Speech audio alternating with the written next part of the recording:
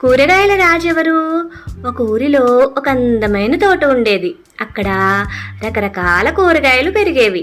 ఒకరోజు ఆ కూరగాయల మధ్య పెద్ద గొడవ జరిగింది. నేనే అందరికంటే గొప్పవాడిని, నేనే ఈ తోటకి రాజుని అని గొడవ పడటం మొదలుపెట్టాయి. మొదట వంకాయ ముందుకు వచ్చి, చూడండి, నా తల మీద కిరీటం లాంటి తొడిమ ఉంది, కాబట్టి నేనే కూరగాయల చక్రవర్తిని అని గర్వంగా చెప్పింది.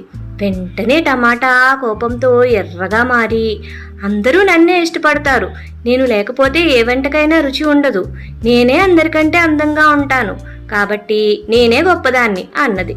అప్పుడు క్యారెట్ వచ్చి, నన్ను తింటే కంటి చూపు మెరుగవుతుంది, నేను అందరికీ ఆరోగ్యాన్ని ఇస్తాను, నేనే రాజుని అంది. ఇలా మిరపకాయ తన కారం గురించి, బంగాళదుంప తనకున్న ఆదరణ గురించి గొప్పలు చెప్పుకోవటం మొదలుపెట్టాయి. చివరకు అవన్నీ ఒక ముసలి గుమ్మడికాయ దగ్గరికి వెళ్ళి తమలో ఎవరు గొప్పో చెప్పమన్నాయి. అప్పుడు గుమ్మడికాయ నవ్వి ఇలా అంది, మిత్రులారా, వంకాయ కిరీటం అందం ఇస్తుంది, టమాటా రుచిని ఇస్తుంది, క్యారెట్ ఆరోగ్యాన్ని ఇస్తుంది, కానీ ఒక మనిషి భోజనం చేయాలంటే మీరందరూ కావాల్సిందే.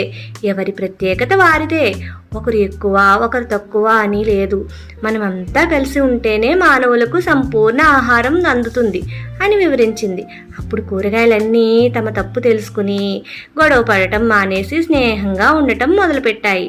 ఇందులోని నీతి ఏమిటంటే, ప్రతి వ్యక్తికి ఒక ప్రత్యేకమైన శక్తి ఉంటుంది, ఎవ్వరినీ తక్కువ అంచనా వేయకూడదు, కలిసి ఉంటే అసలైన బలం